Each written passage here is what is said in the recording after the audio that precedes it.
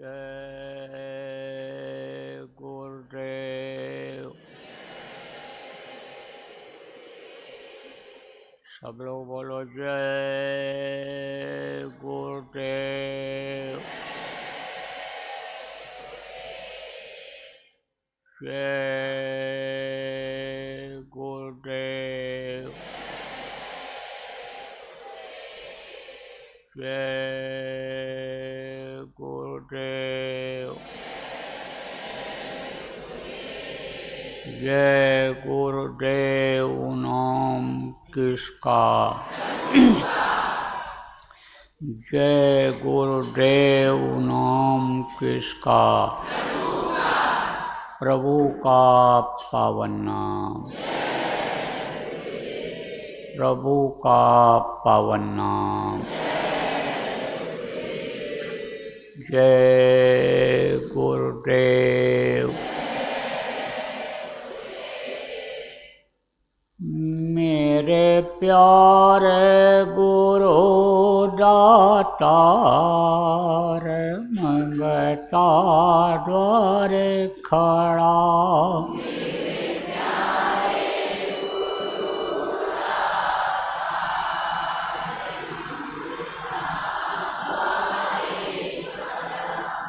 मेरा पुकार पुकार मेहर कर देखो जरा।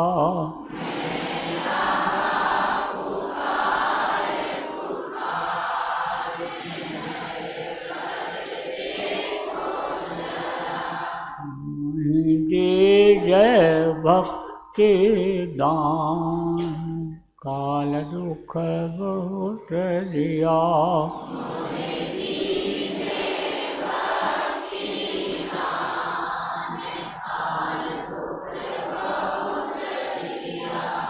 मेरी तड़प उठी अमान तरस को तरस रहा।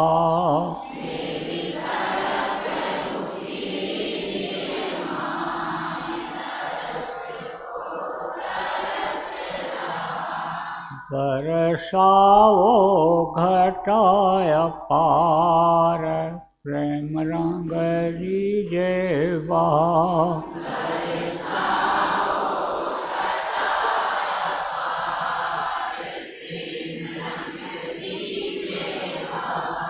सुरति भी गए अमीरस धार तन मन होए हरा।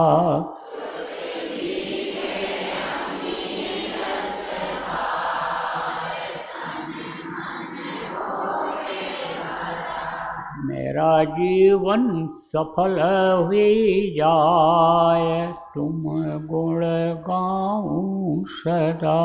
मेरा जीवन सफल हुई जाए तुम गुण गाऊं सदा। मैं नीच अधम नाकार तुम्हारे द्वारे पड़ा।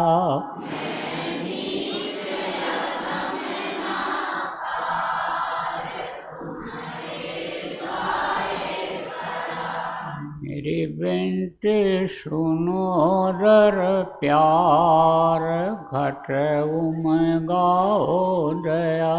मेरी बिनती सुनो दर प्यार घट उम गाओ दया। स्वामी जी पिता हमार जल्दी पार किया।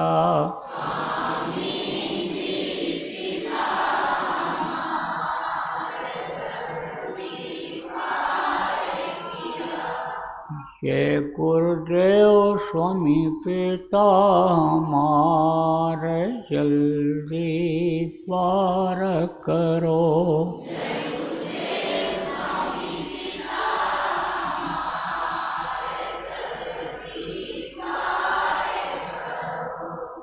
मेरे प्यारे गुरु दातार संगता द्वारे खड़ा।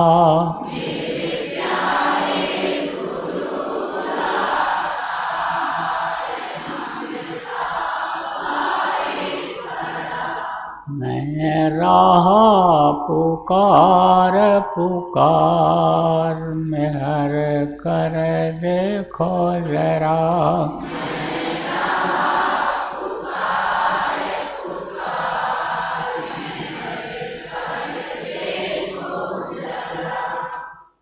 जय गुरुदेव।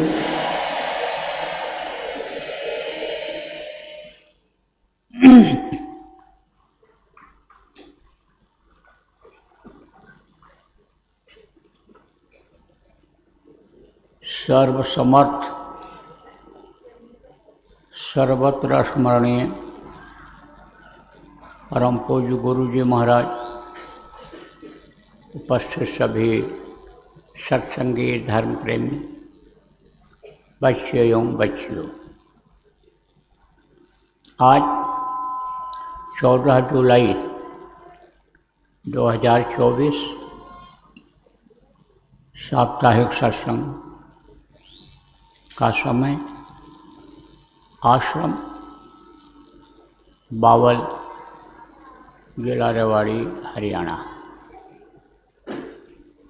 आज रविवार को आप सब लोग इकट्ठा होकर के साप्ताहिक सत्संग बराबर कर रहे हो।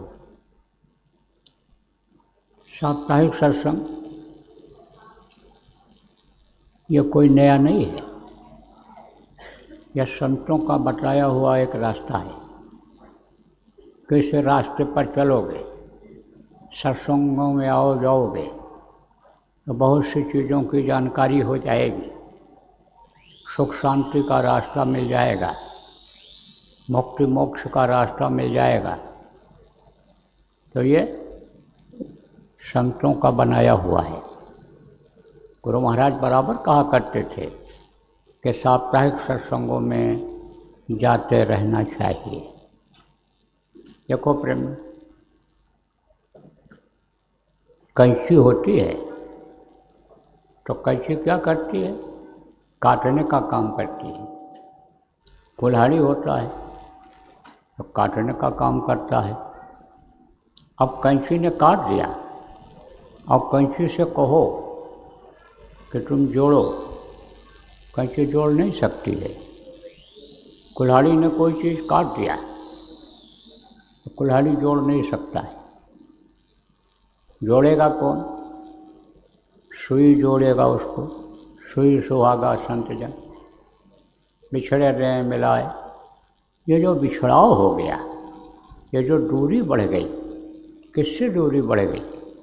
प्रभु से दूरी बढ़ गई, जिसको भगवान बहुत से लोग कहते हैं, परम पिता कहते हैं, उससे दूरी बढ़ गई।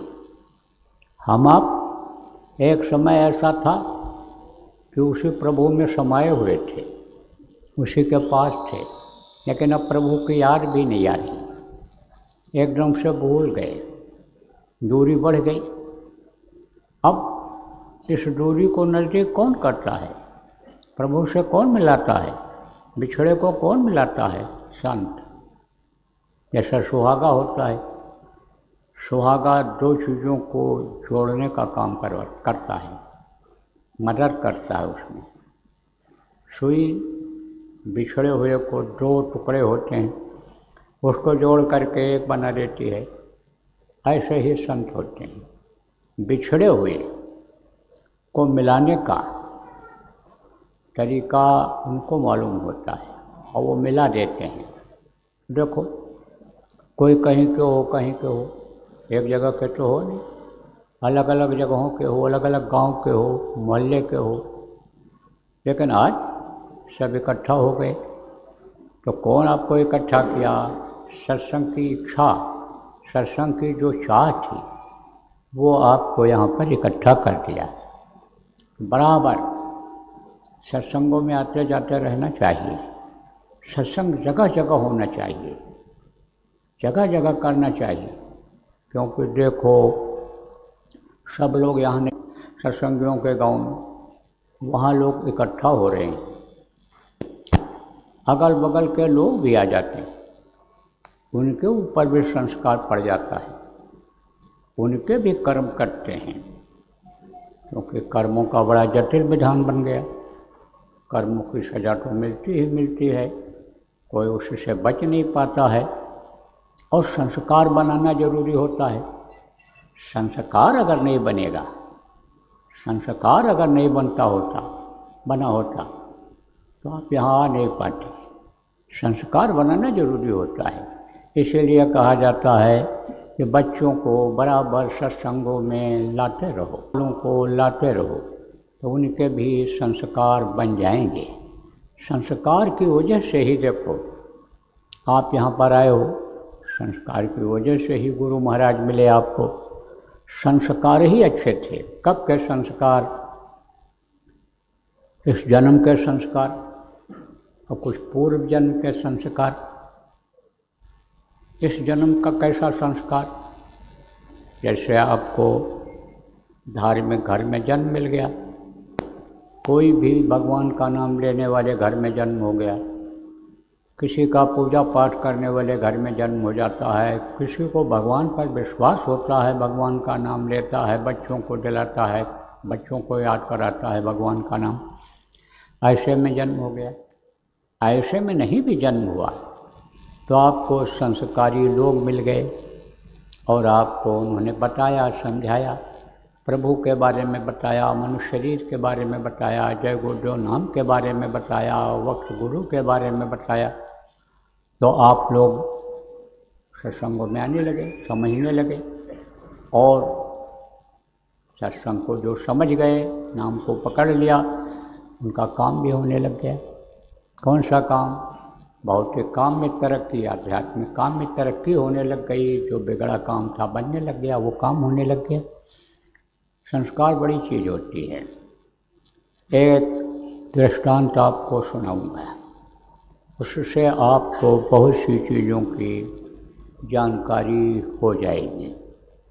देखो प्रेमी, जैसे अंगुलमाल और वाल्मीकि का नाम आता है कि वो बिगड़े हुए थे, वो लूटपाट करते थे, गलत काम में लगे हुए थे, लेकिन संत का संपर्क हो गया, महात्मा मिल गए, रास्ता बताने वाले मिल गए तो सुधर गए और अच्छे हो गए, इतिहास में उनका नाम हो गया। इसी तरह से और भी लोगों का नाम आता है, जैसे गणिका है, जैसे अजामिल है। अब आपको अजामिल के बारे में बताता हूँ। अजामिल कौन था और कैसे बिगड़ा, कैसे सुधरा, कैसे उसका उद्धार हुआ, यह मैं आपको बतलाता हूँ। देखो, एक समय ऐसा था कि जब लोग बड़े धार्मिक थे, अपना जीवन का कुछ समय धर्म के लिए लगाते थे, भगवान के भाव, भगवान के प्रति भाव भक्ति में समय लगाते थे। तब आज की तरह से तकलीफ़ें नहीं थी, हाय हत्या नहीं थी, अपना पराया जो ख़त्म हो रहा है ऐसा नहीं था, अपना पराया का ज्ञान था। तो एक समय ऐसा था कि लोग मेहनत करते, मेहनत की कमाई खाते और कर्म को अपने समझते थे। क्या कर्म है मनुष्य का? कि भाई शरीर रक्षा का काम कर लो, परिवार में जो जुड़े हुए हैं उनकी देख रेख कर लो, और आए गए का स्वागत सत्कार कर लो। लेकिन भगवान के, प्रभु के याद में समय निकालो सुबह शाम। उस समय ऐसा था, कुछ लोग क्या करते थे, कुछ लोग इसी काम में लग जाते थे। किसके लिए लग जाते थे? लोगों के लिए लग जाते थे कि हम जब भजन पूजन करेंगे, मेहनत करेंगे और कुछ सिद्धि हमको मिलेगी, प्रभु की दया हमारे ऊपर होगी, तो इस दया को हम दूसरों को भी दे सकेंगे, दूसरों को भी बता समझा सकेंगे, बिगड़ों को भी हम रास्ता दिखा सकेंगे, इसके लिए लग जाते थे। तो एक ब्राह्मण थे जिनका नाम था श्याम सुंदर। उन्होंने ये लक्ष्य निशाना बनाया कि हम भगवान का भजन करेंगे और भगवान का भजन करना ही हमारा एक लक्ष्य रहेगा जीवन का। तो उन्होंने गुरु खोजा।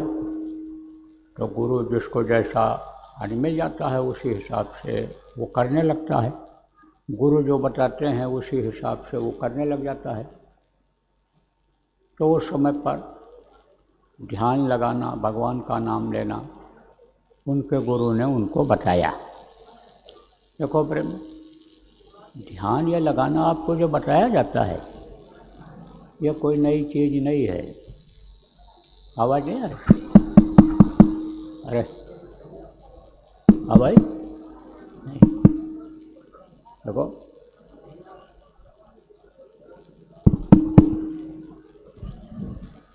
अरे आवाज़ आई है? हाथ उठाओ।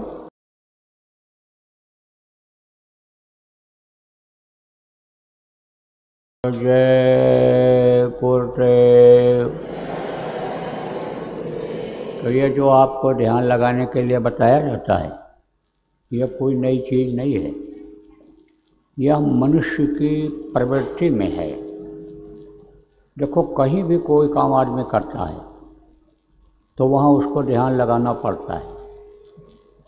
किसी ने कहा चलो भोजन कर लो, अब उसने ध्यान लगाया हाँ भोजन करना है। नहा लो, हाँ नहाना है। अभी भी तो एक ध्यान हुआ। स्कूल जाना है, काम पर जाना है, तो ये भी एक ध्यान हुआ। अब यह है कि इसी ध्यान में आदमी अगर फंस जाए और उधर ध्यान न लगावे तो ये तो फंसाव की दुनिया है ही, इसी में फंसा रह जाएगा। और इसके साथ अगर थोड़ी देर उस प्रभु को भी के तरफ भी ध्यान लगा दे तो अभी भाव बन जाए, भक्ति बन जाए, गुरु के बताए रास्ते पर चलने लग जाए तो गुरु की दया हो जाए और गुरु की दया से प्रभु मिल जाए तो वो ध्यान लगाने लगे। तो ध्यान में क्या होता है, मन को रोकना होता है। मन जल्दी ये नहीं रुकता है। इस समय तो बहुत ज़्यादा चंचल हो गया, कर्म खराब हो गए। पहले इतने कर्म खराब नहीं थे, लेकिन कुछ न कुछ मनुष्य शरीर होने के नाते बन ही जाता था कर्म। क्या कर्म बन जाता था आप कहोगे? जैसे कहीं जा रहे हैं और कोई पैर के नीचे चींटी है, चीता है, कोई यानी कीड़ा मकोड़ा जिसको कहते हो पड़ गया तो आपकी वजह से तो उसकी मृत्यु हुई। तो कर्म तो कुछ न कुछ बने। अब ये जो इस तरह के कर्म हैं वो किसी भूखे को रोटी खिला दो, प्यासे को पानी पिला दो, कोई नंगा है उसको कपड़ा दे दो, ये दुख दूर कर दो तो उससे क्षमा हो जाता है। कुछ पाप ऐसे होते हैं जिनको जघन्य पाप कहते हैं, वो इन सब चीज़ों से नहीं जाते हैं।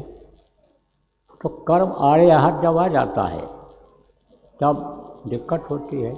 लेकिन कर्म जब कट जाते हैं तब आत्मा इस शरीर से निकल करके ऊपरी लोकों में जाने लगती है। तो जब ऊपर चली जाती है तो इस शरीर का ज्ञान भान नहीं रहता है। यह शरीर बिल्कुल मरा हुआ जैसा रहता है।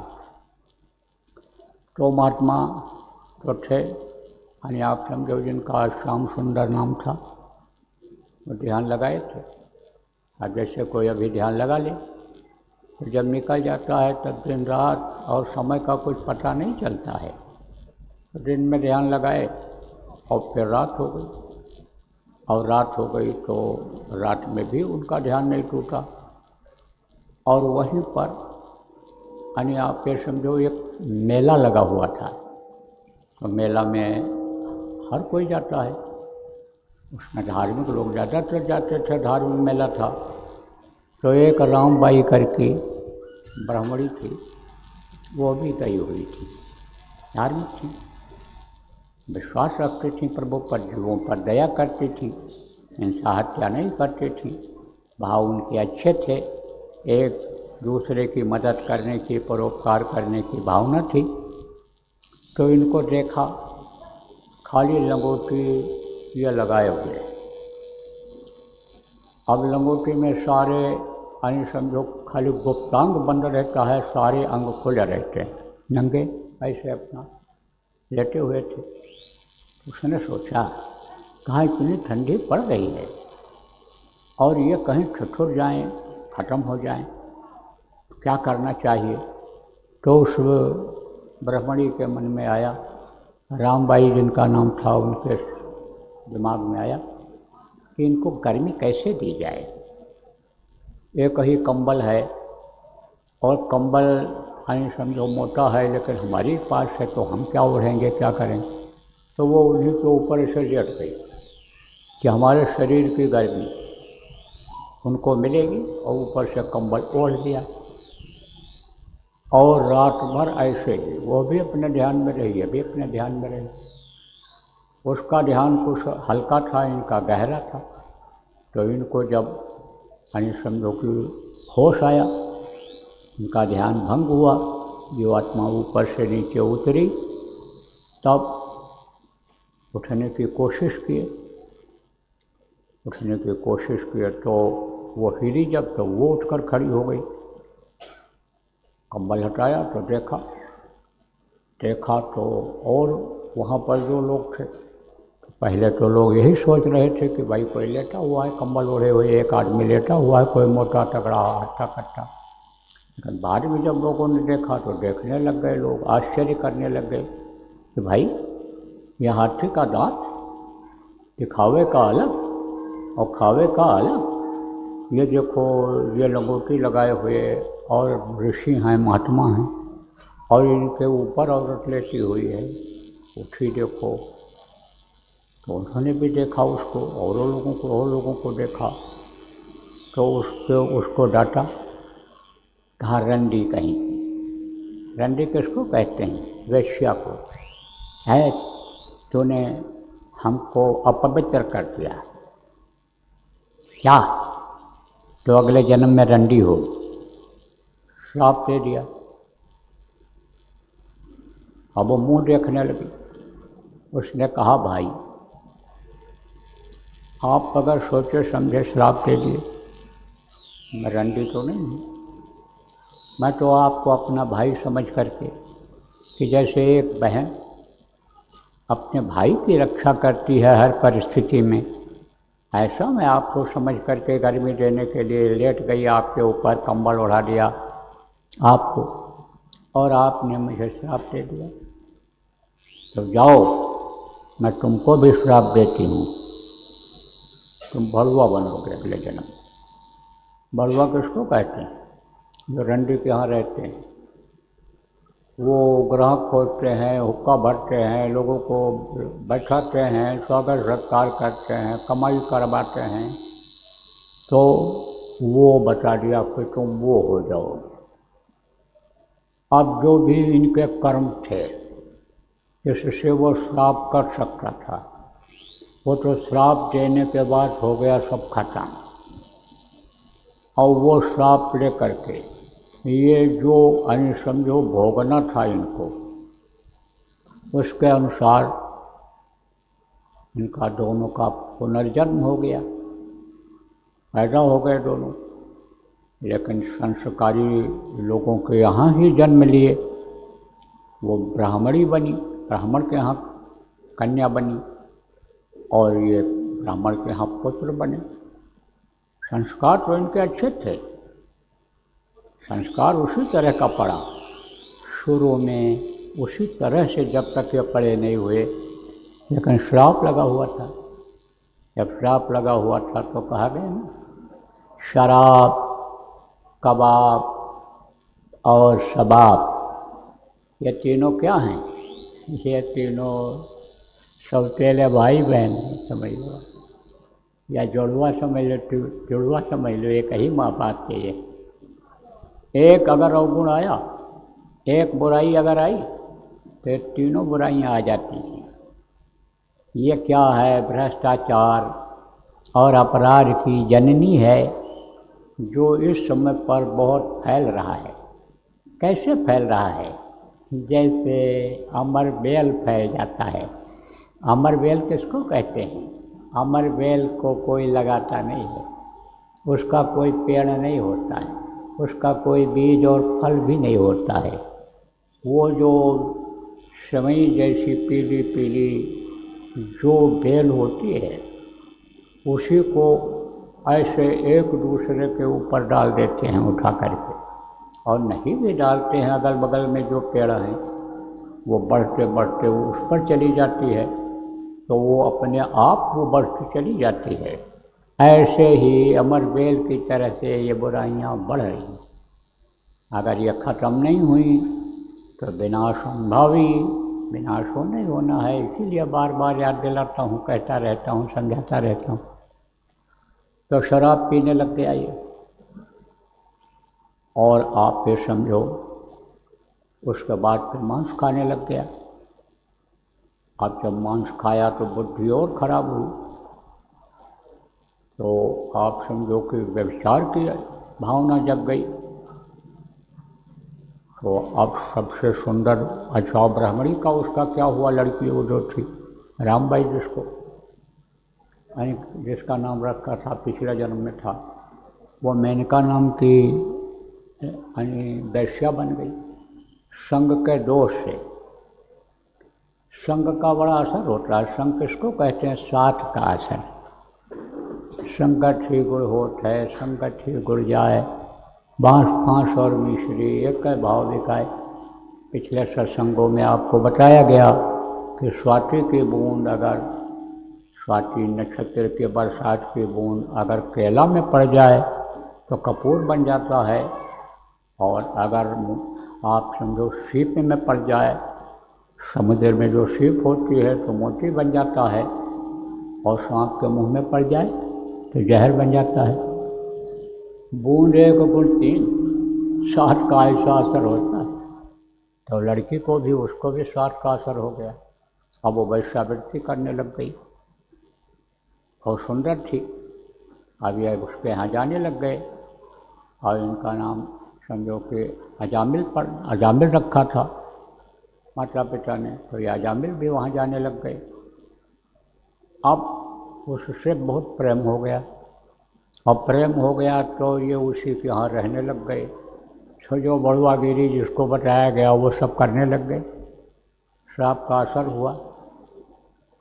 फिर क्या हुआ कि राजा के पास खबर पहुंची कि सब लोग बर्बाद हो रहे हैं, लड़के बर्बाद हो रहे हैं, आपकी बड़ी बदनामी हो रही। अब आज की तरह से लोगों का निशाना ये थोड़ा था कि जैसे आज है पैसा आना चाहिए, कहीं से आना चाहिए। बड़े बड़े होटलों में क्या होता है, ये किसी से छिपा है, किसी से नहीं छिपा है, और वहीं गोलियां चल जाती हैं, वहीं अन्य नशे की आदतें बन जाती हैं, वहीं शराब की आदतें बन जाती हैं, और उसी में भाई भाई की पहचान ख़त्म हो जाती है, या आदमी इंसान की पहचान ख़त्म हो जाती है। आदमी को नशे में आदमी यानी मुर्गा बकरा जीव समझने लग जाता है, जो ये पशु पक्षी हैं ये समझने लग जाता है। कोई गाड़ी से कुचल दे रहा है तो कोई ऐसे मार करके ख़त्म कर दे रहा है, तो क्या कोई जानता नहीं है? क्या जानते हैं। और अगर रिपोर्ट भी जाए तो कहते हैं कि टैक्स मिल रहा है, आमदनी हो रही है, ये शराब बंद कर दिया जाएगा तो पैसा कहाँ से आएगा, खर्चा कैसे चलेगा देश का। भूल रहे हैं आज के लोग क्या कि 56 करोड़ यदुवंशी एक ही जाति के थे कृष्ण के समय में, लेकिन सबको भोजन मिलता था, कपड़ा मिलता था, बढ़िया से रहते थे, एक ही जाति के। और अब देखो कितनी जातियाँ हो गई, कितने लोग हो गए। नियत खराब हुई, व्यवस्था बिगड़ी तो बरकत बंद हो गई। तो इससे बरकत नहीं होती है, लेकिन सोच अपनी अपनी हो गई। अब वो खुद जब नशे की आदत में हैं, जब वो खुद उस आदत में हैं, पकड़े जाते हैं। कौन पकड़े गए? ये नेता हैं, ये बड़े अधिकारी हैं, ये बड़े सेठ हैं, ये धार्मिक आदमी हैं जो इतना यज्ञ कराया, इतना धर्मशाला बनवाया। कहाँ पकड़े गए? होटलों। किसके साथ पकड़े गए? लड़कियों के साथ। यह सब जो हो रहा है, जब वही सब कुछ करने वाले हो जाएंगे, रक्षक ही भक्षक हो जाएगा, तो कैसे काम हो? लेकिन पहले ऐसा तो था नहीं। पहले के जो राजा थे राज धर्म का पालन करते थे। तो जब हुआ कि भाई बर्बाद हो रही है जनता, लोग जा रहे हैं वहाँ, हालतें खराब हो रही, तो निकाल दिया इनको। कहा वो भड़ुआ कौन है? तो भड़ुआ में ये थे। और वैश्या कौन है? रंडी कौन है? तो वो मेनका जिसका नाम था वो थी। दोनों को निकाल दिया। कहा जाओ आबादी से बाहर चले जाओ। काशी नगरी में इनका जन्म हुआ था। कहा काशी के बाहर चले जाओ। अब गए वहाँ जंगल में रहने लग गए, वहीं झोपड़ी बना लिया। तो क्या करते? जानवरों को मार मार करके लाते थे और वही पकाते, वही खाते, और शराब वहाँ खुद बना लेते थे। ये जो कुछ फल ऐसे हैं जिनको उबाल दो, नशा हो जाता है, रख दो धूप में तो वही शराब बन जाता है। ये जो सिरका होता है ना, सिरका में देखो कितनी यानी गंध आती है, सड़ाते हैं उसको। तो ऐसे ही चावल को उबाल करके शराब बना लेते। तो शराब पीते, मांस खाते और ऐसा आराम करते वहाँ। तो बीज तो संस्कारी था ही। अब आप ये समझो कि जैसे कोई सोना हो या हीरा हो और उसके ऊपर बिस्टा जम जाए। बिस्टा किसको कहते हैं? लेट्रिन, गोबर मिट्टी कह लो, तो छिप जाता है। लेकिन उसको हटा दो तो सोना ही रहेगा, हीरा तो हीरा ही रहेगा। अब संस्कार इनका था, कर्म के अनुसार सजा मिली थी। तो कहते हैं कि जब प्रभु की कृपा होती है तो वो किसी न किसी को भेज देते हैं, किसी न किसी से मिलवा देते हैं। यहाँ भी यहाँ तक कहा गया कि जब प्रभु को उद्धार की मौज हो जाती है, जीवों को छोड़वाने की, बस दुनिया को छोड़वाने की, कि अब यहाँ जन्मना न मरना पड़े, तब संतों को उसके पास अपने आप भेज देते हैं। तो एक दिन नारद जी जा रहे थे, वहाँ काशी में घूम रहे थे। थोड़ा समय जब रह गया, क्योंकि संध्या पूजा भी वो करते थे, तो दिन डूबने के बाद उस काम में लग जाते थे। और दिन जब थोड़ा रह जाता तभी वतन खोज लेते थे महात्मा लोग, साधु लोग जो घूमते थे कि भाई कहाँ ठीक रहेगा। अब भजन पूजन में बाधा ना आए, इसके लिए वो ये देखते थे कि कौन मेहनत ईमानदारी की कमाई खाता है, किसका धन अच्छा है कि खाएंगे, भजन में बाधा नहीं पड़ेगी, बुद्धि खराब नहीं होगी, इसका पता लगाते थे। तो एक आदमी से पूछे कि भाई यहाँ कोई भगत आदमी है? तो मजाकिया आदमी था वो। कहाँ? वो सेठ हैं, पैसे के भगत हैं।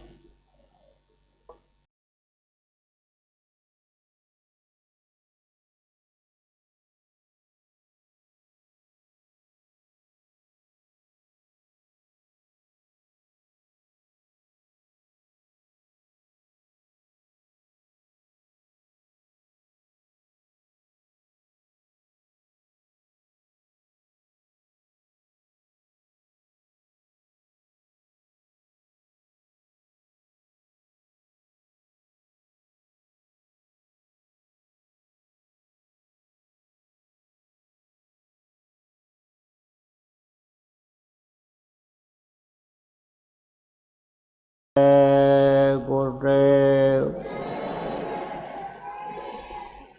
अरे सुनाई पड़ा?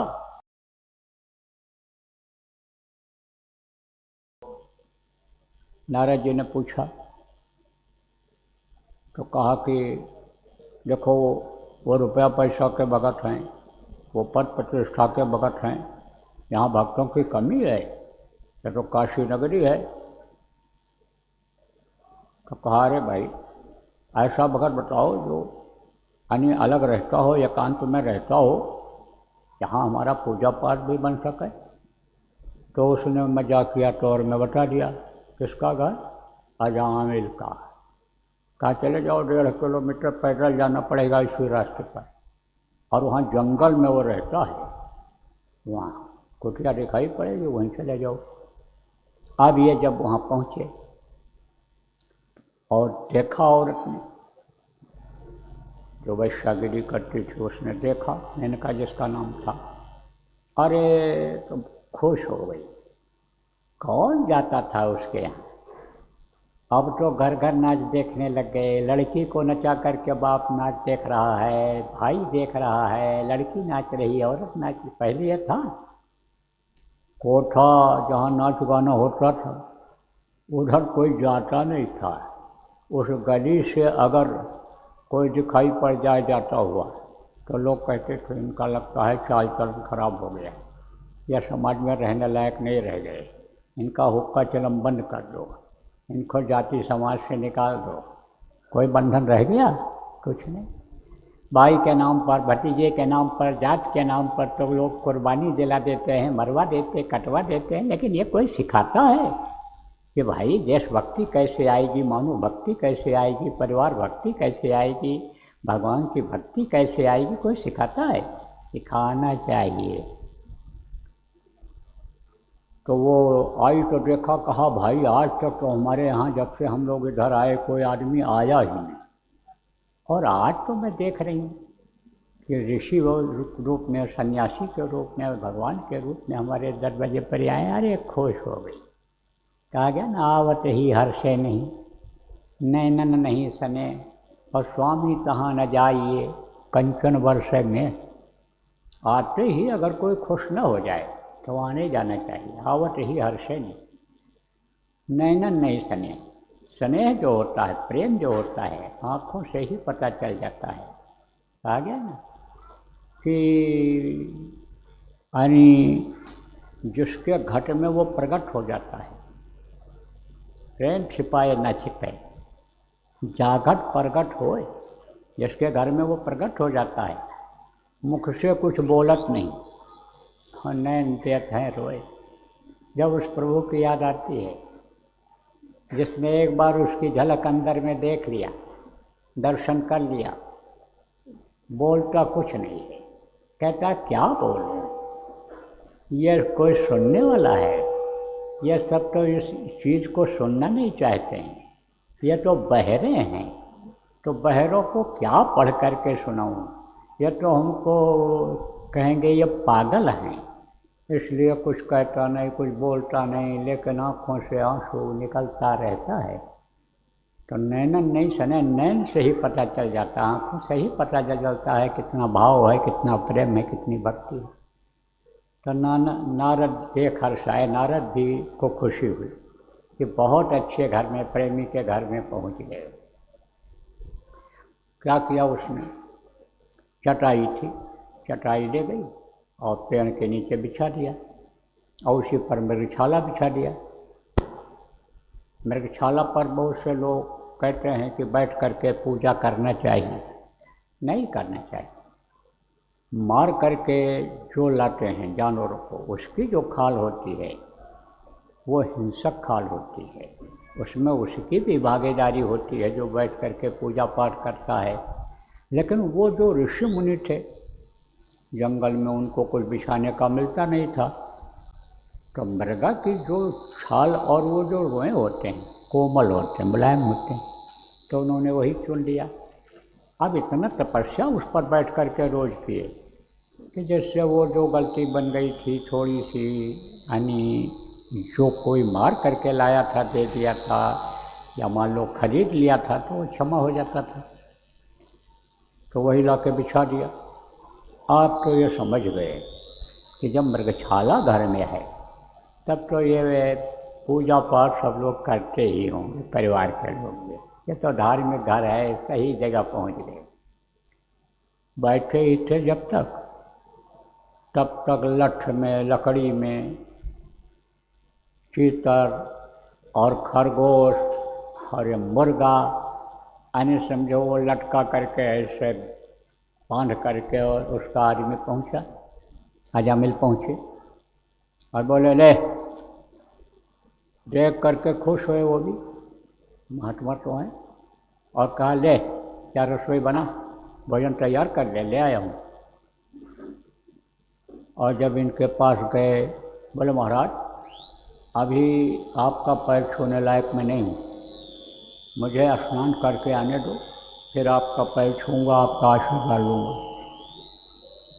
पास में तालाब था, तालाब में चले गए नहाने के लिए। नारद जी ने पूछा, कहा ये कौन है? कहा ये हमारे पति देव अजामिल है।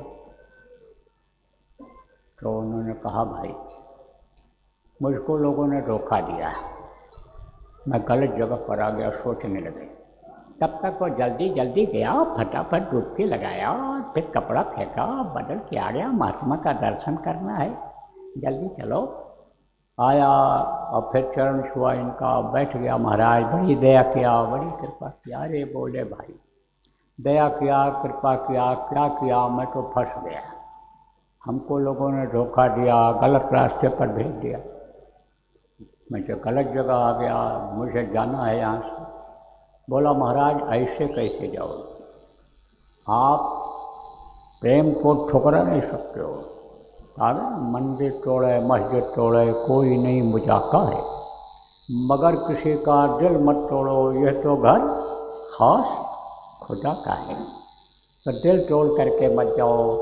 महाराज अगर कुछ खाए पिए आराम किया, जब आज आए हो तो हमारे यहाँ से मत जाओ। बोले तू पापी, पाप करता है तू, जो हत्या करता है, तेरे यहाँ मांस खाऊंगा, मांस खाने के लिए मैं आया हूँ यहाँ पर। बोला महाराज मांस नहीं खाओगे तो रोटी सब्जी खिलाऊंगा, अभी जाता हूँ जंगल से बढ़िया फल लाता हूँ, आपको खिलाता हूँ, जो खाओगे वो खिलाऊंगा, लेकिन महाराज जाओ मत। बोले भाई ये हो नहीं सकता है, तेरे कर्मों को कौन ला देगा, मैं यहाँ रुक नहीं सकता हूँ। अब वो दोनों ऐसे लेट गए।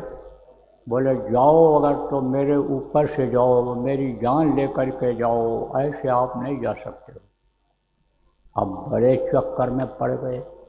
भाईगत सांप छछूंदर जैसी, सांप लंबे मुखी चूहिया को जब पकड़ लेता है, जिसको छछूंदर कहते हैं, तो न तो निगलता है और न छोड़ता है, फंस जाता है। अगर निगल जाए है तो इतना गर्म होती है कि सांप मर जाएगा, और अगर छोड़ दे जिंदा बाहर निकल आवे तो वही छछूंदर गुस्से में पंजे से आँख फोड़ देती है सांप, तो फंस जाता है बेचारा। ऐसे फंस गए नारद, करें तो क्या करें। फिर सोचे, प्रभु को याद किया, विष्णु के भक्त थे, तब प्रेरणा हुई अंदर से कि भक्त है, भक्त को ठुकराना नहीं चाहिए, और जो शरण में आ जाए उसको ठुकराना नहीं चाहिए। तन धन धाम बाम सुख जाई, तजिए नता शरण जोई। तन चला जाए, स्त्री चली जाए, धर्म धन धर्म चला जाए, लेकिन शरण में जो आ जाए उसको ठुकराना नहीं चाहिए, नहीं तजना चाहिए। तब ये हुआ कि भाई इसको कुछ बताया जाए तरीका। तो कहा कि देखो आज से अगर तुम संकल्प बनाते हो कि अब हम जीव हत्या नहीं करेंगे, मांस नहीं खाएंगे और हम शराब नहीं पिएंगे, तब तो हम तुम्हारे यहाँ खा सकते हैं। और संकल्प नहीं बनाओगे, बात हमारी पूरी नहीं करोगे, तो फिर मैं यहाँ रुकूंगा नहीं, चला जाऊंगा। और अब तक के लिए जो आया, मैं तुम्हारे मुंह को देखा, तुमको देखा, तुम्हारे यहाँ बैठा, उसका प्रयाश्चित करूंगा, क्योंकि इसका भी पाप लगा। मांसाहारी मानवा प्रत्यक्ष राक्षस संग, इनकर संगत जो करे पड़े भजन में भंग। कहते हैं मांसाहारी का साथ कर लो तो भजन में बाधा आ जाती है, तो भैया इसका प्रयाश्चित करूंगा, भजन में बाधा तो आनी आनी है। लेकिन तुम संकल्प अगर बना लेते हो और सुधर जाते हो तुम, तो जो कुछ होगा भोग लूँगा। परमार्थ के कारण संतन धरा शरीर, हमारा तो काम यही है दूसरों की मदद करना, तुम्हारे लिए कष्ट उठाना, ये तो हमारा धर्म है, कर्म है। ये कहा उन्होंने ऋषि ने। तो उन्होंने संकल्प बना लिया, कहा अब आज से न मांस खाएंगे और न आज से शराब पीएंगे। और जो मन में कभी कभी वैश्यावृत्ति की आदत भी आती थी, क्योंकि आदत खराब हो जाती है तो जल्दी बिगड़ सुधरती नहीं है, जो कभी कभी मन में आ जाता था इस राज्य से निकल करके चलो दूसरी जगह चलते हैं, ये जो गरीबी में जीवन बिता रहे हैं ये बहुत अच्छा जीवन हो जाएगा, यही पैसा वहाँ करेंगे, कमाई होने लगेगी। उधर से भी मन उन लोगों ने हटा दिया दोनों ने। जब उधर से मन हट गया, निर्मलता जब आई तब बोले जाओ, अब जाओ तुम बनाओ। दौड़ करके गई, सब्जी लगाए हुई थी, तोड़ करके लाई, काटा कूटा, बर्तन को खूब धोया, साफ किया, उसको गर्म किया, गर्म पानी से धोया, चौका लगाया और बढ़िया साफ सफाई करके भोजन बनाया। अब भोजन खाए तो कहते हैं ना कि नमक जब खाओ तो अदा करो, जिसका खाओ उसके लिए कुछ करो। अब जब खाए तो बहुत कुछ करना था, तो क्या करना था? उनके कष्टों को दूर करना था, उनको सुधारना था। तो सुबह जब उठे तो चलने लगे, क्योंकि नारद चलते रहते थे। साधुओं को चलते रहना चाहिए। एक जगह जब रुक जाता है पानी तो गंदा हो जाता है, और जब योगी सन्यासी साधु एक जगह रुक जाते हैं तो विकार आ जाता है, गंदगी आ जाती है। तो चलने की आदत थी नारद की, नारद चलते रहते थे। तो चलने को तैयार हुए, तब कहा महाराज आप कुछ उपाय तो बता दो, अब तो हमारे पास कोई काम ही नहीं रह गया। अब तो हम जानवरों के शिकार में दिन दिन दौड़ते रहते थे, इधर उधर भटकते रहते थे, शराब बनाने में हमारा टाइम जाता था, तो हमको आप कोई काम तो बता दो। तब बोले जो भी तुम कहीं भी कैसे भी अन्न उगा लेते हो, यहाँ खेती करके जो भी कर लेते हो उस अन्न को खाना, फल फूल जो खाते हो, जैसे जीवन बिताते हो वैसा जीवन बिताना, लेकिन नारायण नाम तुम जपते रहना। क्योंकि उस समय का नारायण नाम था। कौन नाम? नारायण। यह कौन सा नाम नारायण का? वर्णात्मक नाम। वर्णात्मक किसको कहते हैं? मुंह से लेने वाले नाम को वर्णात्मक नाम कहते हैं। जैसे राम के टाइम पर त्रेता में राम नाम था, कृष्ण के समय में कृष्ण नाम था, जैसे सत्ताहम नाम था, जैसे वाहेगुरु नाम था, जैसे इस समय पर आप समझो कि जय गुरुदेव नाम है, ये जगाया हुआ नाम है, वक्त का नाम है। वक्त का दो नाम होता है, एक वर्णात्मक और एक ध्वन्यात्मक। और वक्त के दो गुरु होते हैं, एक विद्या गुरु, एक आध्यात्मिक गुरु, हमेशा रहे, हमेशा होते हैं। तो वक्त का नारायण नाम था। नारायण किसको कहा था उन्होंने? विष्णु के भक्त थे नारद, तो विष्णु को नारायण भी कहा गया है, तो नारायण नाम था। बोले नारायण नारायण तुम जपते रहना, बोलते रहना। तो एक दो बार बोला, बस वही कर्म फिर आड़े आ गए। कर्म ही आड़े आ जाते हैं। तो भजन में मन लगता है, ध्यान में मन लगता है, सेवा में मन लगता है, प्रचार में मन लगता है, और कर्म ही जब आ जाते हैं, बुरे कर्म आ जाते हैं, तब आप ये समझो फिर मन हट जाता है, एकदम से मन कहता भी नहीं। जय गुरुदेव नाम की ध्वनि बताई गई कि बोलते रहोगे इससे तकलीफ जाएगी, लेकिन मन ही नहीं कहता है कर्मों के चक्कर में। कुछ इस जन्म में बन गए, कुछ प्रारब्ध के पूर्व जन्म के कर्म, जैसे मैं बता रहा हूँ कि देखो कर्मों के चक्कर से यह सब हो रहा है, तो उसी में जीव फंस जाता है। तो कर्म उसके आड़े हाथ आ जाते थे। कर्म इतने बुरे थे कि नारायण मुँह से निकलता ही नहीं था। अब उन्होंने सोचा भाई, उसने साफ साफ कह दिया, साफ कह देना चाहिए कोई बात हो, तो साफ कह दिया महाराज ये काम हमसे नहीं हो पाएगा, हम बोल नहीं पाएंगे, हमसे आप हाथ पैर दबवा लो और कोई सेवा करवा लो और कुछ कर लो, हमसे करवा लो। ये हमसे हमारे बस का नहीं है कोई बोलना या जपना या कहना, लेकिन आपके शरण में आ गया, आप अपना पैर मत छोड़ना, शरण अपना मत छोड़ना, चरण अपना आप मत छोड़ना। अब तो मैं आपका भगत हो गया, आपको मैंने गुरु मान लिया, पथ प्रदर्शक मान लिया, आप हमको मत त्याजना। अब करें तो क्या करें। फिर इन्होंने सोचा, ध्यान लगाया, फिर अकल आई, विष्णु की दया हुई, विष्णु के भक्त थे, विष्णु की दया हुई। विष्णु का काम क्या है? पालन करना। तब इनके दिमाग में आ गया कि इसको चलो एक पुत्र हो जाए, पुत्र हो जाए। आप जो वो तपस्या अपने अंदर में किए हुए थे, जो विष्णु की सिद्धि थी, उसी से आशीर्वाद दे दिए। आशीर्वाद भी लोग देते थे, श्राप भी देते थे, कर्मों में से ही अपने देते थे। और जब श्राप दे देते थे तो कर्म अच्छे खत्म हो जाते थे, आशीर्वाद देते थे तो उसमें से भी खत्म होता था, लेकिन उसके श्राप की अपेक्षा इसमें कम खर्चा होता है आशीर्वाद में। तो आशीर्वाद दे दिया कि आज के 10 महीने के बाद तुम्हारे बच्चा पैदा हो। 9 महीने का गर्भ होता है, 1 आध महीना जब समय आता है बच्चा तभी आता है पेट में, जब मासिक धर्म होता है। तो कहा 10 महीने के बाद बच्चा पैदा हो तो तुम उसका नाम नारायण रख देना। अब उसका नाम इन्होंने नारायण रख दिया, पैदा हुआ जब। और इतना इनको पुत्र मोह हुआ कि ये जब देखो तब नारायण है, अरे बेटा नारायण, अरे नारायण, अरे नारायण, अरे नारायण, देखें तो उठा लें, खिलाएं, फिर अरे हमारा नारायण कहाँ गया, हमारा नारायण कहाँ गया, नारायण नाम लेने लगे। अब उस समय का वो जगाया हुआ जीता जागता नाम था। तो ये जो जीता जागता नाम होता है, जैसे इस समय जय गुरुदेव नाम है, ये क्या करता है? बराबर जय गुरुदेव अंदर में बोलते रहने से, बराबर जय गुरुदेव नाम की ध्वनि बोलते रहने से ये कर्म कटते हैं। मन दुनिया की तरफ से जो कर्मों के हिसाब से लगा हुआ है, गलत काम इस शरीर से कराता है, उधर से ये मन हटता है, कर्म कटते हैं।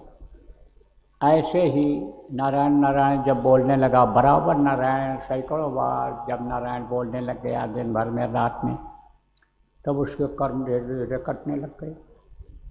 तो जब कर्म यानी समझो कि अच्छे आते हैं तभी सपने भी अच्छे आते हैं।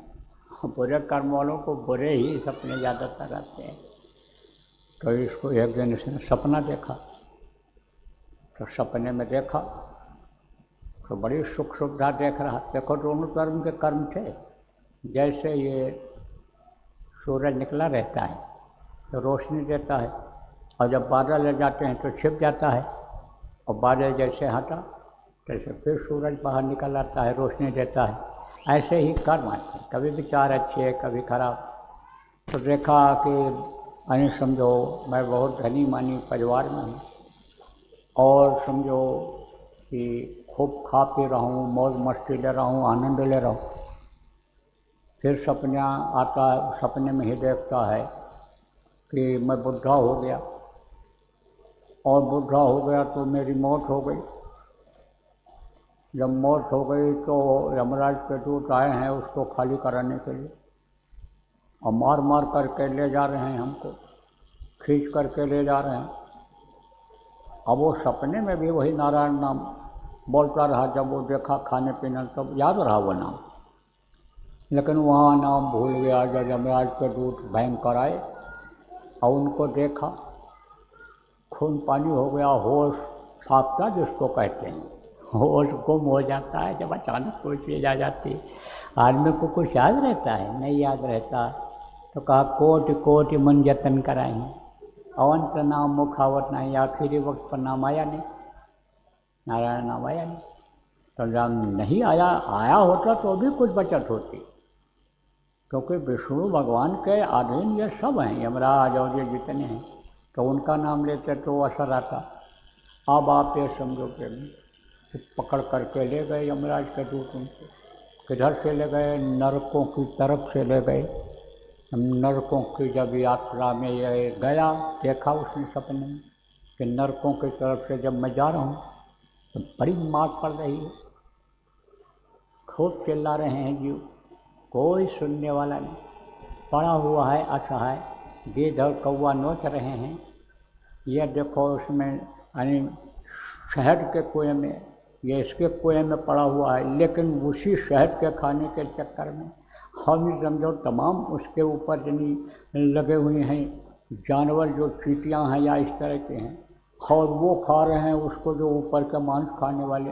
बड़ी खराब हालत। जब देखा इस तरह का, चिल्ला रहा है, कोई मारा जा रहा है, कोई काटा जा रहा है, और तो बड़ा कष्ट हुआ, बड़ी तकलीफ हुई।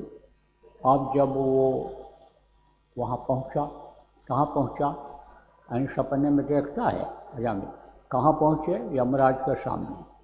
जब यमराज के सामने पहुँचा तब उसने लगाया डांट लगाया, और यमराज के रूप को देखा तो देखने में तो बड़े सुंदर है वो, और देखने में इतना सौम्य रूप है उनका कि जैसे कोई पर्सनालिटी वाला जज होता है, बड़ा शांत स्वभाव का, बहुत ही यानी समझो कि जिसको यानी समझो कि सहायक मस्त, जिसको हेल्पफुल नेचर कहते हैं, हेल्पफुल नेचर होता है उसका, यानी समझो मदद करने वाला देखने में लगता है, और करता भी है मदद, लेकिन कानून के अनुसार करता है। लेकिन जो गलती करता है उसको सज़ा भी देता है, भारी भरकम सज़ा देता है, जो वसूल का पक्का होता है। समझ में आ गया कि यह दया के लायक है, गलती इससे हो गई है, नई गलती हुई है, फंसाया गया है, तो उसको छोड़ देता है। और जिसके उसके समझ में आ जाता है कि इसने गलती किया है, छोड़ता नहीं है। तो देखने में तो बहुत सुंदर अच्छे, तो उनके उसके अंदर भाव आया, फिर नारायण नाम लिया उसने। तब उसने डांटा कि यहाँ नारायण तुमको याद आ रहे हैं, और तुम नारायण नाम को भूल क्यों गए, तुम उसको बोलते क्यों नहीं रहे, बुलाया भी तुमने तो लड़के को बुलाया, नारायण जिनका नाम रखा है जिनका नाम, उनको तुमने याद नहीं किया, तो अब तो तुमको कर्मों की सज़ा मिलेगी। या तुम नर्क की तरफ से आए होगे, देखा होगा, उनमें तुमको डाला जाएगा। तब ये कहा तो सरकार उपाय बताओ, क्या करें, दया करो, कृपा करो, मेहरबानी करो, अब हमसे गलती हो गई, नहीं होगी। बोले गलती का समय तो ख़त्म हो गया, माफ़ी का समय तो ख़त्म हो गया, अब तो तुमको गलती की सज़ा मिलेगी, तुमको तो अब सज़ा भोगनी ही पड़ेगी। और या तो कर्म तुम्हारे कट हैं। कहा महाराज कर्म कटेंगे कैसे, तो कहा गया कि कर्म फांस छूटे नहीं, कहते करो उपाय, और सदगुरु मिले तो उबरे, और नहीं तो वटका खाए। जब सदगुरु मिलते हैं, जो अन्य समझो कि नाव लगाते हैं, नाव पर बैठने के लिए तरीका बताते हैं, और नाव पर बैठा करके पार भी करते हैं। तो इस भवसागर में जो जीव पड़े हुए हैं, इसमें से निकालते हैं, हंस खेल करके प्यार से ले जाते हैं। ऐसे जब मिलते हैं तब कर्म फांस करते हैं, कर्म का तरीका बताते हैं, उससे कर्म फांस करता है। सदगुरु मिले तो वो बड़े, नहीं तो भटका खाए। भटका तो खा रहे हो सब लोग। कभी थोड़ी सी खुशी हो गई तो हंसने लगे, कूदने लगे, नाचने लगे, और दुख आ गया तो रोने लगे, चिल्लाने लगे, पैर पटकने लगे, भागने लग गए। तो ये क्या है? हंसना, रोना, रोज खाना, रोज टट्टी पेशाब करना, रोज कमाना, ये क्या है? यही है भवसागर। डूबो उतरो, डूबो उतरो, फ्रेश दिमाग से, ताज़ा दिमाग से जाओ, थके थकाए शाम को आओ। ये क्या है? गए तब उतरा रहे थे, अब डूब करके आ गए, थक करके आ गए, तो ये क्या है? ये है डूबना उतरना। जिंदा होना और मरना, पैदा होना और मरना, यही है भवसागर। तो जब मिल जाते हैं ऐसे, तब भवसागर से पार लगाते हैं। कहा कि जब जब संत जगत में आवे, ढूंढ बाल उनके दिख जावे, जाए करो दर्शन सेवा, पड़े रहो सदा चले। तो जब ये उनके समझ उसका समझ में आए, और उन्होंने कहा कि तुमको सदगुरु की खोज करनी चाहिए थी, सदगुरु की खोज करते तो तुमको यहाँ ना आना पड़ता। जब तक उसकी खुल गई आँख, अब जब आँख खुल जाती है, कोई सपना देखता है, तो सपने की चीज़ थोड़ी देर तक याद रहती है, और सपने में भी कोई मतलब की चीज़ अगर मिल जाए, सपने में भी अगर मतलब कोई मिल जाए अच्छी चीज़, तो उसको अपना लेना चाहिए। तो वो चीज़ उसको याद हो गई, तो सदगुरु को खोजो। तो कहा जिन खोजा तिन पाइयाँ, गहरे पानी पैठ, हाँ बोरी बोरन डरी, रही किनारे पैठ। देखो कोई भी चीज़ खो जाए तो आदमी खोज ले जाता है, वो चीज़ मिल जाती है। जबकि आटा दाल का मिलना इस समय कठिन हो रहा है, लेकिन वही आटा दाल से जो प्रेम लगा हुआ है, दुनिया की चीज़ों से जो वो प्रेम लगा हुआ है, वो अगर प्रभु की तरफ लग जाए तो प्रभु मिल जाए, दुनिया बनाने वाला मिल जाए, तो दुनिया की ये सारी चीज़ें अभी अपने आप आ जाएं। तो खोजो, खोजोगे तो मिलेगा। कहा ना सकल पदार्थ है जग माही, कर्महीन नर पावर। जो कर्म नहीं करते, खोजते नहीं, जानते नहीं, सुनने समझने की इच्छा नहीं रखते, उनको नहीं मिलता है। नहीं, बाकी तो सब कुछ है। और संत हमेशा इस धरती पर रहे हैं, गिरी बदरिया पाप की, बरस दई अंगार। और संत न होते जगत में जल मरता संसार। संत की खोज किया, और संत से जब नाम मिला तो मन तू बजो गुरु का नाम। जब उसने गुरु किया तो गुरु के नाम को जपा, उसने मन को गुरु के नाम की तरफ लगाया। कौन सा गुरु का नाम? जो शरीर के गुरु का नाम होता है, माता पिता रखते हैं, वो नहीं। जो गुरु नाम बताते हैं, जो प्रेमियों आपको बताया गया पहले, जो अन्य गुरु महाराज ने आपको बताया, अन्य पीछे के संतों ने बताया, वो नाम, उसको जब जपोगे, मन लगाओगे, उधर लग जाएगा, तब ये भवसागर का बंधन छूटेगा, तब काम बनेगा। आप जो नए लोग आए हो, आज को वो नाम बताया जाएगा। ये वही नाम है जिसके लिए गोस्वामी जी ने कहा, कल युग केवल नाम आधारा, सुमिर सुमिर नर तरह पारा, नाम लेत बहुत सिंधु सुखाएं। जब भवसागर सूखता है, सूखने का मतलब क्या होता है?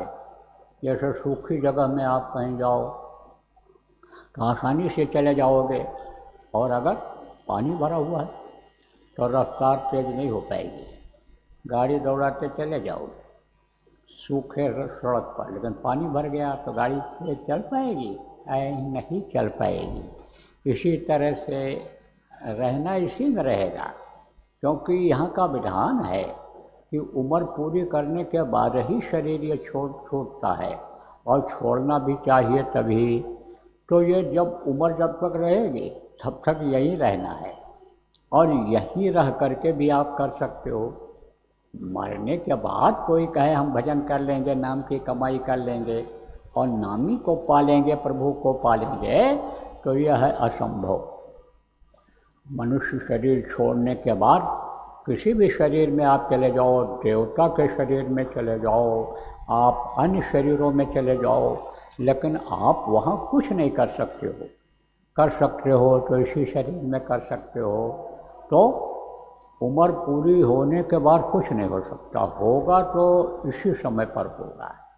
तो समझो आप किसी भव सागर में रहते रहते हुए दोनों काम करना है।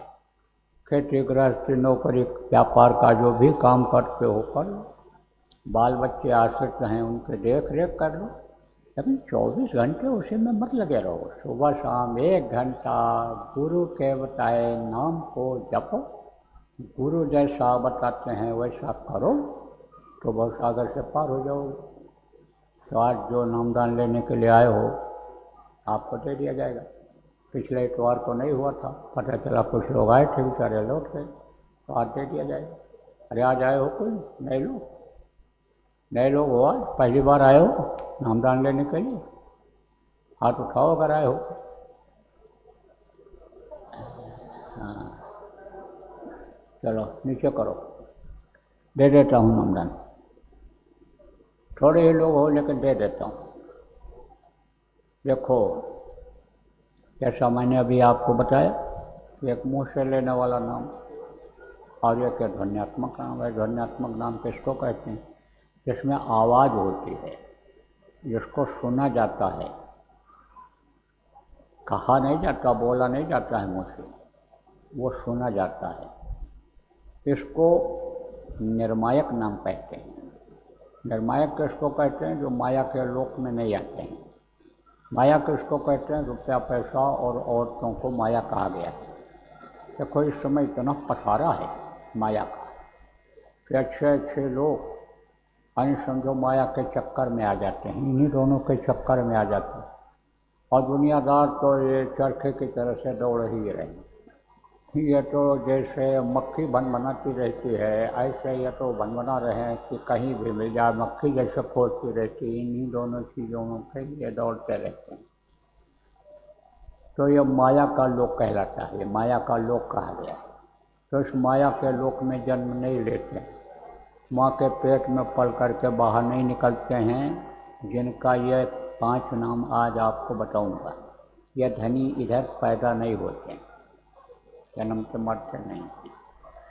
और जो माँ के पेट में बन करके पल करके बाहर निकलते हैं, नाम को जगाते हैं, वो वर्णात्मक नाम होता है।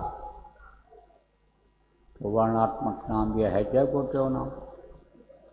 इसको आप कभी भी बोलोगे, मुसीबत हो, तकलीफ हो, कोई बड़ी बात हो, तो ये आपकी मदद करेगा। घर में अगर 1 घंटा बुलवाने लग जाओ सुबह शाम जय गुरुदेव नाम की ध्वनि परिवार वालों को इकट्ठा करके, तो बीमारियों में भी राहत मिलेगी। लड़ाई झगड़ा जो कुछ कुछ घर घर हो रहा है उसमें भी आराम मिलेगा। टेंशन में जो आ जाते हो उसमें भी कमी आएगी। रुपया पैसा में जो बरकत नहीं हो रही है, कमाते बहुत हो, कमाई से ज़्यादा खर्च हो जाता है, उसमें भी आप देखो फायदा दिखेगा, करके देख लेना। तो ये तो जय गुरुदेव नाम वर्णात्मक नाम है, ध्वन्यात्मक नाम है 5। तो जिसका नाम होता है उसका रूप होता है, उसका स्थान होता है, और उसकी होती है आवाज़। जैसे आपका नाम है और आपका रूप चेहरा है, और आप कहीं रहते हो, आपका स्थान है, आपकी आवाज़ है, इसी तरह से ये 5 धनी हैं। इनका नाम है, इनका रूप है, इनका स्थान है, इनकी है आवाज़। तो वो मैं अभी आपको रटाऊँगा, याद कराऊँगा। जितना आप याद कर सकते हो याद कर लो, जो ना याद हो पावे उसका लिखा हुआ कागज़ यहीं मिल जाएगा, ना मिल पावे तो पुराने लोगों से पूछ करके लिख लेना, याद कर लेना। और जब याद हो जाए तब नाम रूप स्थान आवाज़ जब याद हो जाए तब कागज़ को फाड़ करके कहीं सुनसान जगह पर फेंक देना। बताना मत किसी को। अगर आप बता दोगे या लिख कर दे दोगे नए आदमी को, या रिकॉर्ड करके सुना दोगे, तो उसका कोई फ़ायदा नहीं होगा। और ये नाराज़ हो गए कि इन्होंने मेरी इज्जत नहीं किया, कदर नहीं किया, तो नुकसान कोई कर दें, नुकसान हो जाए, तो नुकसान का काम आप मत करना। देखो प्रेमियों, जिसको आदेश होता है पावर उसी को देते हैं, और उसके मुंह से सुनना जरूरी होता है। और वो जब बताता है तो उसके साथ पावर जुड़ती है, या जिनका नाम है उनकी पावर जुड़ती है।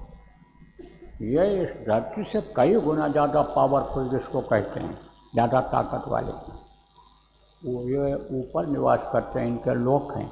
बराबर जब सत्संग सुनते रहोगे या यूट्यूब पर पड़े हुए सत्संगों को जब सुनोगे तो उसमें सब बात बताई गई है। तो ये जो ऊपर में ये जो धनी है,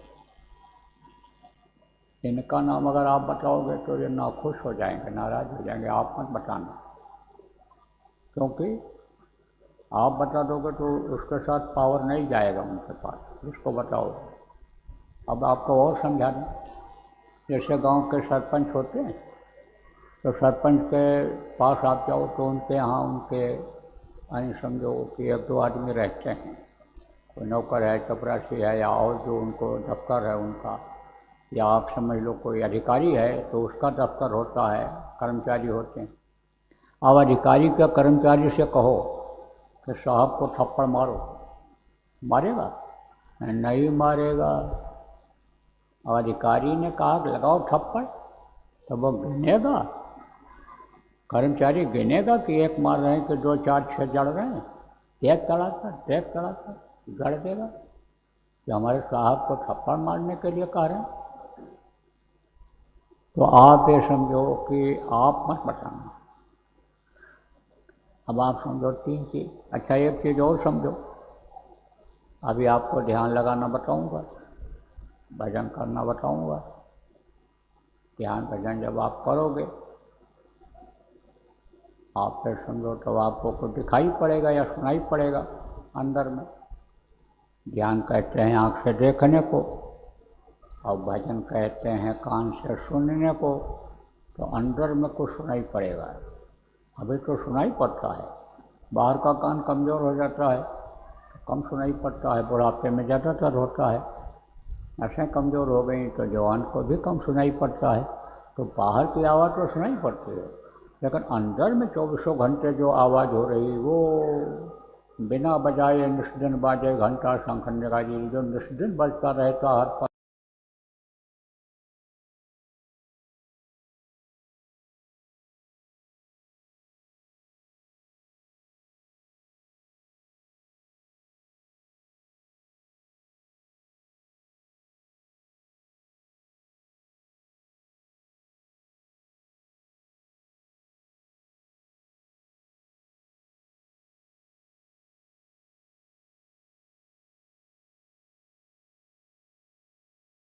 तो वो जब आ जाते हैं सामने तो सुनाई नहीं पड़ता है, दिखाई नहीं पड़ता है। अब ये जब अभ्यास करोगे तो इससे कर्म कटेंगे। जब इससे कर्म कटेंगे तो सुनाई भी पड़ेगा, दिखाई भी पड़ेगा। तो जब देखोगे अंदर वाली आँख से, एक आँख अंदर में है, 2 आँख बाहर है, एक कान अंदर में है, 2 कान ये बाहर है। तो इससे जब देखोगे अंदर की आँख से और अंदर के कान से सुनोगे तो मस्तानी आवाज़ जब सुनाई पड़ेगी और ऊपर का दृश्य सीनरी जब आपको दिखाई पड़ेगा, ऊपर लोगों का, खुश होकर के दूसरों को बता दोगे। और जैसे बताओगे कैसे वो कर देगा बंद होने में देर लगती है। और जैसे बटन दबा दो तो सारी लाइन बंद हो गई। मेन स्विच को दबा दो, ऐसे मेन स्विच तो उसके पास है, तो रिमोट उसके पास है, ये दूसरी जगह रहती है। ऐसे तो दूर लगा रहता है, रिमोट यहाँ रहता है। टीवी कहीं दूर लगी रहती है, रिमोट यहाँ रहता है। तो रिमोट जिसके हाथ में रहता है वही उसको चलाता है। तो रिमोट उसके हाथ में है, वो बंद कर देगा, फिर न दिखाई पड़ेगा न सुनाई पड़ेगा। तो फिर बड़ी तकलीफ होगी, बड़ा कष्ट होगा, बेरह वो बर्दाश्त नहीं होती है जल्दी। इसलिए बताना मत किसी को। कुछ भी सुनाई पड़े या दिखाई पड़े, बच्चियों उसको हजम करना, उसको अपनी दौलत समझना। जैसे जेवर को, गहने को, रुपया पैसा को संभाल करके रखती हो, जैसे आप अपनी अंगूठी को, गले में पहनने वाली जंजीर को संभाल करके रखते हो, आप कागज़ को, दस्तावेज जिसको कहते हैं, संभाल के रखते हो, ऐसे ही वो आपकी एक दौलत है अंदर की, उसको आपको संभाल करके रखना है। कोई ले न जाए उसको। जैसे रुपया पैसा संभाल कर रखते हो, कोई ले न जाए, ऐसे कोई छीन न ले, बट न जाए वो। इसलिए संभाल के रखना, बताना मत किसी को। 3 चीज़ और समझो। सुमिरन, सुमिरन किसको कहते हैं? माला जपने को कहते हैं। दूसरा है ध्यान, ध्यान किसको कहते हैं? आँख से देखने को कहते हैं। तीसरा है भजन, भजन किसको कहते हैं? कान से सुनने को कहते हैं। सुमिरन, ध्यान और भजन, 3 चीज़ ये सुनो। सुमिरन माला जपने को, आँख से देखने को ध्यान, और कान से सुनने को भजन कहते हैं। सुमिरन, ध्यान और भजन। और 3 आँख, 3 कान और 3 नाक। 2 आँखें ये बाहर और 1 आँख अंदर जीवात्मा में, 3 आँख। 2 कान ये बाहर और 1 कान अंदर जीवात्मा में, 3 कान। और 2 नाक ये बाहर, 1 सुराख है दाहिनी तरफ और 1 है बाईं तरफ, यह है नाक। इससे श्वास लेते हैं, हवा जो अंदर जाती है प्राणों को मिलती है तब ये शरीर चलता है, ये अपना काम कभी बंद नहीं करता।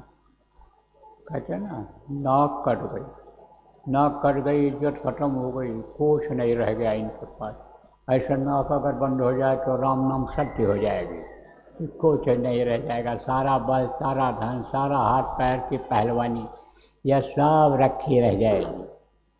तो ये जो दो सुराख हैं, यह शरीर को चलाते हैं। हवा लेते हैं, हवा में से हवा लेकर देते हैं शरीर। तो दो नाक के बाहर और एक नाक अंदर जीवात्मा, तीन नाक, तीन आँख, तीन कान, तीन नाक। सुमिरन, ध्यान, भजन तीन कीजिए। 5 नाम, 5 रूप, 5 स्थान, 5 की आवाज़, यह मैंने आपको बताया। अब आपको दूंगा नामदान। लेकिन अगर आप कुछ हासिल करना चाहते हो, कुछ पाना चाहते हो, जीवन को सफल बनाना चाहते हो, जीवन के दुख तकलीफ से छुटकारा पाना चाहते हो, जन्मते वक्त और मरते वक्त जो तकलीफ होती है उस पीड़ा से छुटकारा पाना चाहते हो, तो आप समझो कि यह कर्म जो बता रहा हूँ आपको, सुमिरन, ध्यान, भजन करना और नाम की कमाई करना, अब यह तभी कर पाओगे जैसा मैंने बताया कि इन कामों को अगर आप करना चाहते हो, इन तकलीफ़ों से बचना चाहते हो, तो राम नाम मजदीप हृदय हरिद्वार, वो मणि अंदर में जलाने के लिए जैसे प्रभु की रोशनी मिलती है और प्रभु दिखाई पड़ते हैं, उसके लिए अंतःकरण को साफ रखना पड़ेगा। इस मनुष्य रूपी मंदिर को आपको साफ रखना पड़ेगा। अब बाहर से तो साफ कर लेते हो, साबुन से धो करके, नहा धो करके, बढ़िया कपड़ा पहन करके अच्छे आदमी, बड़े आदमी बन जाते हो। लेकिन अंदर गंदगी रहेगी, जब अंदर अगर गंदगी रहेगी तो बदबू तो आएगी, कहीं ना कहीं से आएगी। जैसे कमरा बंद हो जाए, बहुत बंद किया रहो, अंदर छिड़कते रहो, लेकिन अगर लेटरिन का जो सेप्टिक टैंक है कहीं लीक हो गया तो बाहर तो बदबू आएगी, गंदगी तो रहेगी, जब तब बदबू आएगी। तो गंदा ये कैसे होता है? ये जानवरों का मांस खाने से, पक्षियों का मांस खाने से, या शराब जैसे यानी गंधदार चीज़ों को डालने से ये मानो मंदिर गंदा होता है, तब इसमें भगवान का दर्शन नहीं होता है। इसलिए इसको मत खाना। मन नहीं लगेगा आपका अगर मांस खाओगे तो। एक बार भी जय गुरु नाम लेने का मन नहीं कहेगा। माला जपना तो अलग रहा, क्यों? क्योंकि कर्म आ जाएंगे, वो कर्म सामने आ जाएंगे तो कर्म, ये कर्म करने नहीं देंगे। यह सुकर्म है, वो कुकर्म है, तो सुकर्म को कुकर्म नहीं करने देता है। आप ये समझो कि जैसे ज़मीन आसमान दोनों इकट्ठा नहीं हो सकते हैं, ऐसे सूरज और चंद्रमा ये दोनों एक जगह नहीं आ सकते हैं, ऐसे ही है कुकर्म और सुकर्म दोनों इकट्ठा नहीं हो सकते हैं। तो वो कुकर्म है, ये सुकर्म है। तो सुकर्म में मन नहीं लगेगा अगर कुकर्म नहीं छोड़ोगे। मांस, मछली, अंडा, शराब, इन गंदी चीज़ों को नहीं छोड़ोगे, व्यभिचार को अगर नहीं छोड़ोगे तो मन नहीं लगेगा। और मन न लगा आपका तो माला तो कर में फिरे, जीव फिरे मुखमाय, मनुआ तो 34 फिरे। यह तो सुमिरन है। सुमिरन करना जो माला जपना बताऊंगा, वो सुमिरन आपका कैसे पूरा होगा? जिनका सुमिरन करने के लिए बताया जाएगा वो देवता कैसे खुश होंगे? तो जब वो खुश नहीं होंगे फिर तो कुछ नहीं मिलेगा। तेली तेरा बैल जो घर ही कोस बचा, आसन मारे क्या हुआ, गई न मन की आस, मन की आशा और तृष्णा, ये जो मृग तृष्णा की तरह से आदमी को दौड़ा रही है, घुमा रही है, वो नहीं खत्म होगा। तो आप ये समझो फिर कैसे उस प्रभु को पाओगे, कैसे आपका काम बनेगा? इसलिए इसको साफ सुथरा रखना। अभी तक जो गलती हुई उसके लिए माफ़ी मांगो प्रभु से, कान पकड़ो, तौबा करो, अब गलती नहीं करेंगे। तो मांस मत खाना, मछली मत खाना, अंडा मत खाना, शराब मत पीना, और दूसरी औरत के साथ बुरा कर्म मत करना, बच्ची और दूसरे पुरुष के साथ बुरा कर्म मत करना। मन को जब चंचल बना लोगे तो मन नहीं मानेगा, कहीं न कहीं मन आपको हरा देगा, पटक देगा। कितना भी गुरु भक्ति करना चाहोगे, लेकिन गुरु आपको खींच नहीं पाएंगे किसके आगे, मन के काल रूपी मन के आगे, या फिर मन आपको इन्हीं इंद्रियों के भोग में ले आएगा। फिर दोनों का ये समझो कि लड़ाई आप समझो बड़ी कठिन होगी, बड़ी खराब परिस्थिति हो जाती है। अब उसी में बीमारी आ गई, यह सब करने से एक को बीमारी है, अब वो बीमारी आ गई तुम्हारे शरीर के अंदर में, दोनों के मिलने जुलने से आप समझो आंतरिक संबंध बनाने, तो वो जो है कठिन हो जाएगा आपके लिए। गुरु के वचनों का पालन करना भी कठिन हो जाएगा, बहुत कठिन हो जाएगा। इसलिए इससे दूर रहना, संकल्प बनाओगे छूट जाएगा। देखो ही नहीं, उन बातों को सुनो ही नहीं, ध्यान ही न उधर लगाओ, मन को उधर जाने ही न दो, इतना कंट्रोल कर ले जाओ, सब सही हो जाएगा। आपको नाम दान देता हूँ, बैठो मारो पॉलिथीन, जो जो नाम बोलूँगा बोलो, और जब मैं बोलना बंद करूँगा तो आप भी बोलना बंद कर देना, फिर आपको समझाऊँगा।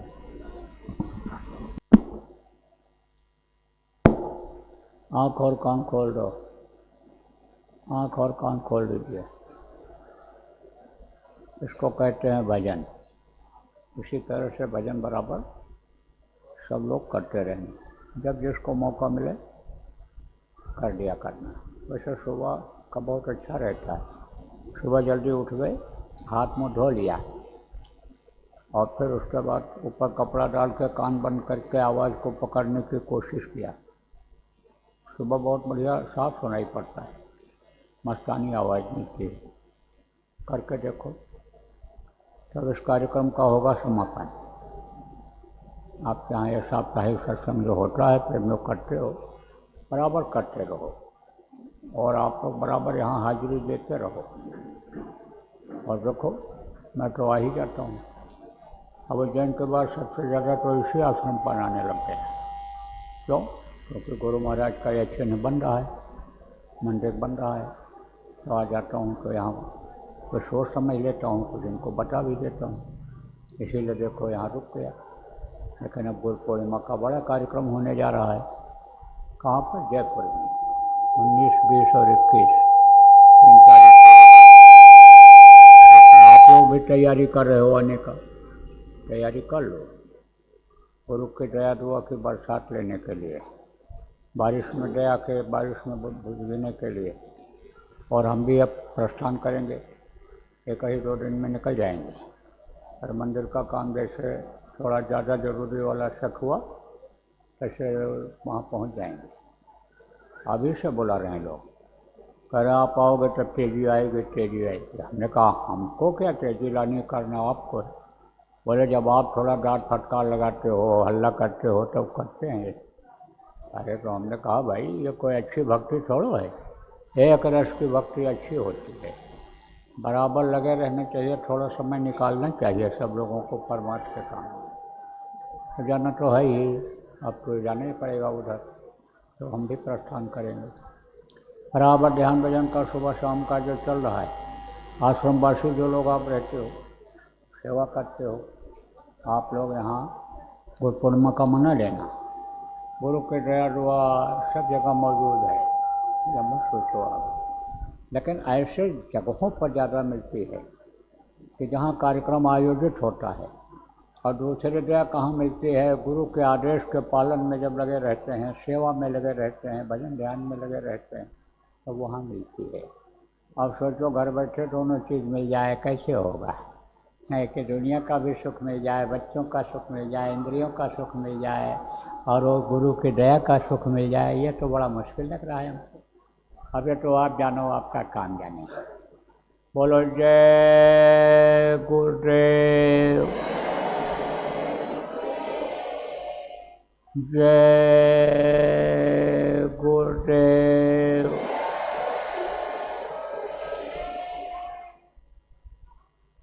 मेहर की नजर करो मेरी ओर, मेहर की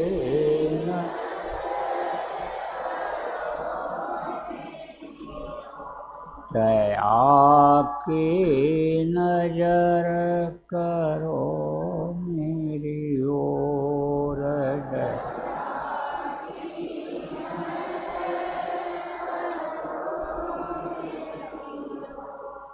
निश दिन तुम्हें निहारो सतगुरु निश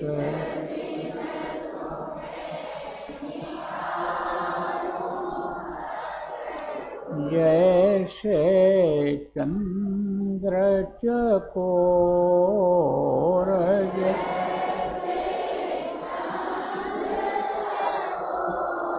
हृदया की नजर करो मेरी ओर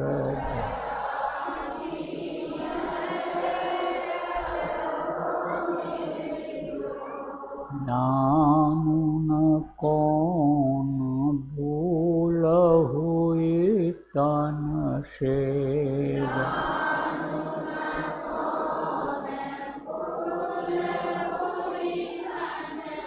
यो हमसे मुख मोड़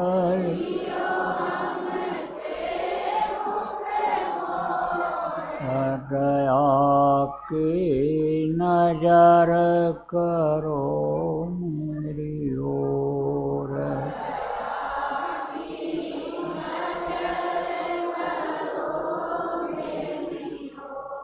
बालक जानी चूक बिसराओ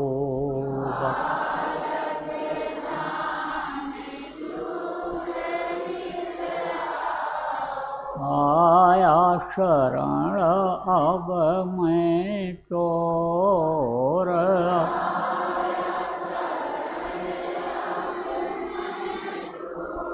हृदया की नजर करो मेरी ओर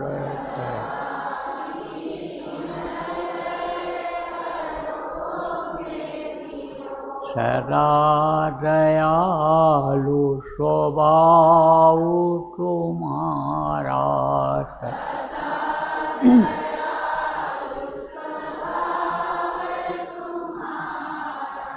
मेरी बेरिया कस भयउ कठोर में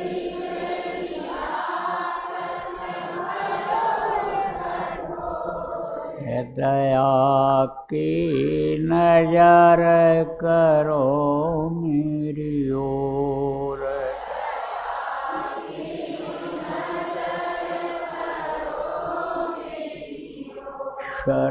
शरणागत की लाज न राखो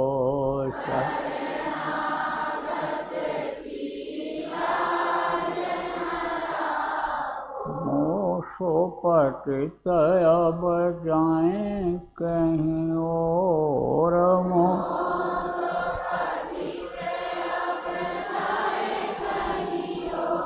हृदया की नजर करो मेरी ओर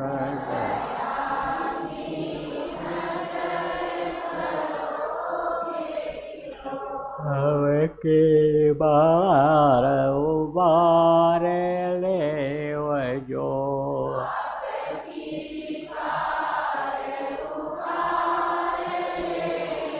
फिर नजर बप गयहि मगवोर वीर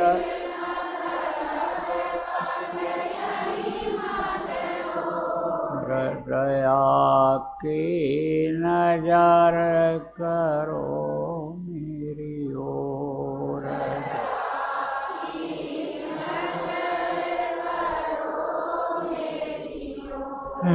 हर की नजर करो मेरी ओर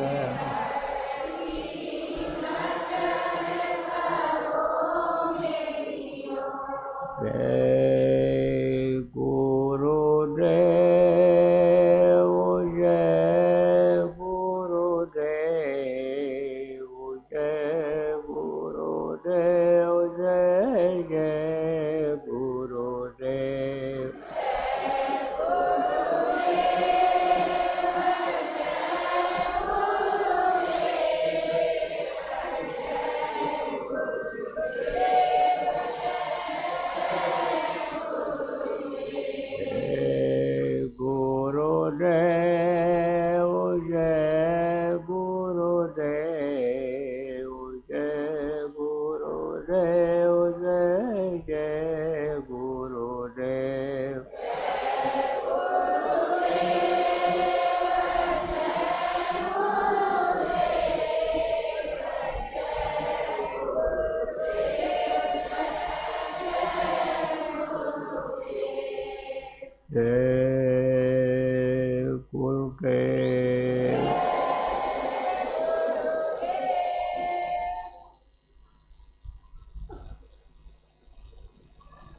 आप नए लोग जो नाम डाल लिए हो, पर्चा ले लो यहाँ और ठीक से समझ लो, सुमिरन ध्यान भजन। पुराने प्रेमी आप समझा दो इनको।